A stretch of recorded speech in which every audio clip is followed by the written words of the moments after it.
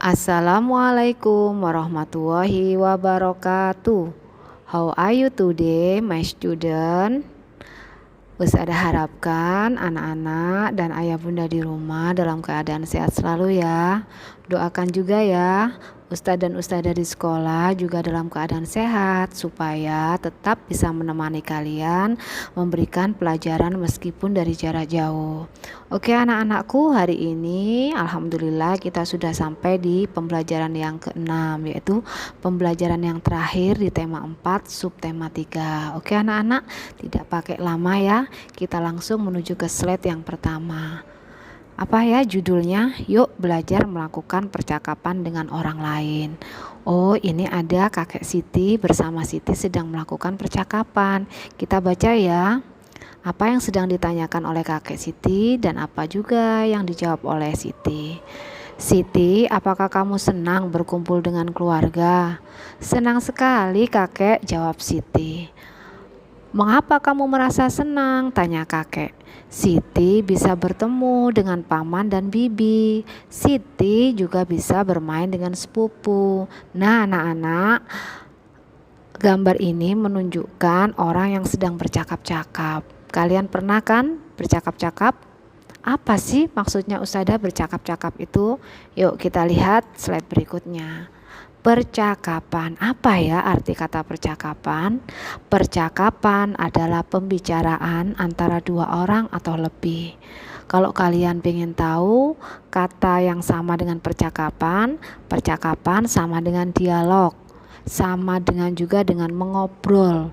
Kalau orang ngobrol itu kan pasti ada dua orang atau lebih ya, bahkan kalau kita sedang bersama keluarga bisa dengan banyak orang.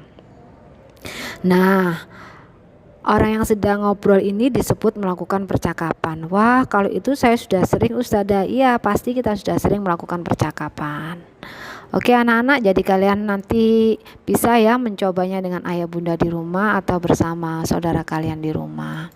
Oke, sekarang kita akan beralih ke materi yang berikutnya, yaitu membandingkan panjang benda. Wah, kita akan belajar membandingkan panjang benda ya ustazah. Kalau kemarin kita sudah belajar mengukur panjang benda dengan alat ukur tak baku, baik itu dengan anggota tubuh maupun benda-benda yang ada di sekitar kita. Sekarang kita akan membandingkan panjang benda.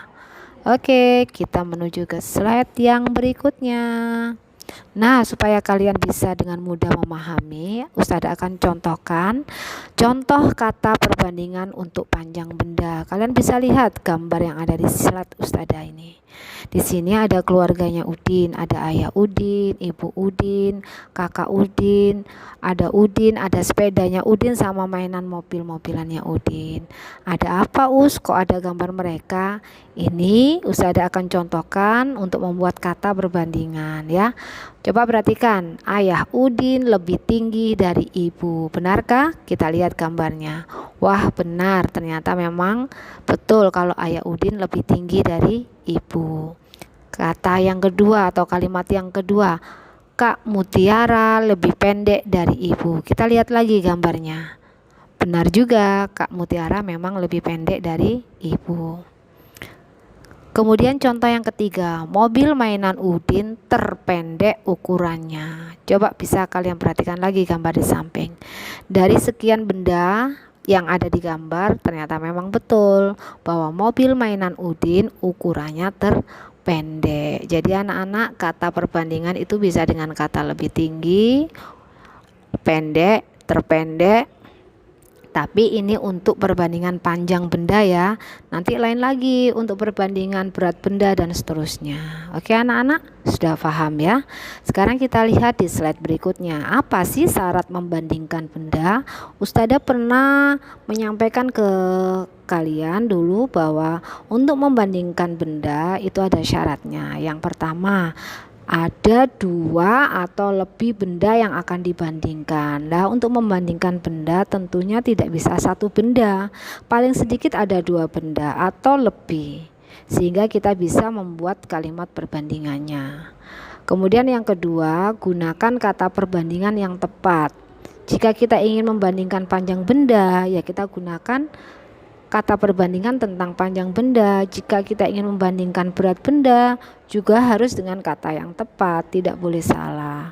Kalian bisa lihat gambar di samping ini. Nah, di sini untuk mengukur tinggi benda ya. Oke anak-anak, sekarang kita lihat slide berikutnya. Wah, setelah belajar, jangan lupa kita juga harus beribadah.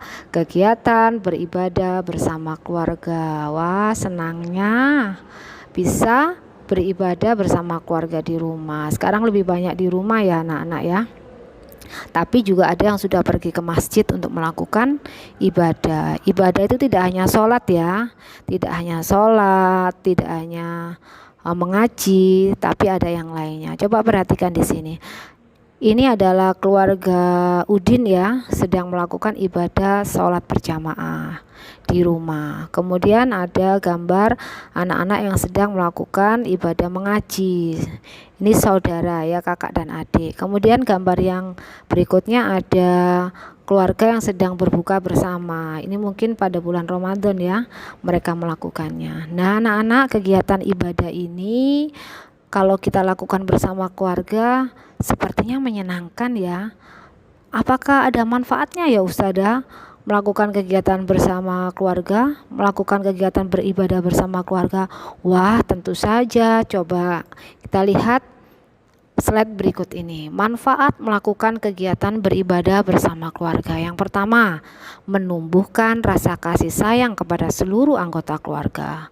Antara ayah, ibu, dan anak-anak akan tumbuh rasa kasih sayang ya.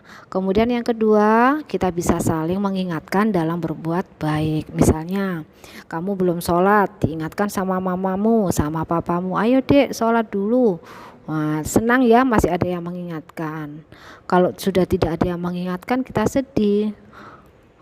Misalnya ayah atau ibunya yang sudah meninggal dunia, tidak bisa mengingatkan kita. Nah, selagi mereka masih hidup, kalau kita diingatkan untuk melakukan berbuat baik, langsung dilaksanakan ya. Nah, ternyata materi pelajarannya sudah selesai. Maka pesan Ustazah, don't forget to pray on time. Jangan lupa untuk sholat tepat waktu. Don't forget to recite Holy Quran. Baca selalu Al-Quranmu setiap hari. Jangan hanya disimpan saja di meja ya. Don't forget to obey your parent. Selalu hormat dan patuh sama orang tuamu. Don't forget to study hard. Di rumah saja ya, study hardnya. Lalu be careful, pakai selalu masker jika kalian keluar rumah. Oke anak-anak, hari ini kita sudah selesai belajar tentang percakapan, kemudian tentang mengukur, membandingkan benda, dan tentang kegiatan beribadah bersama keluarga. Oke ya, sampai di sini dulu. Alhamdulillahirabbil alamin. Wassalamualaikum warahmatullahi wabarakatuh.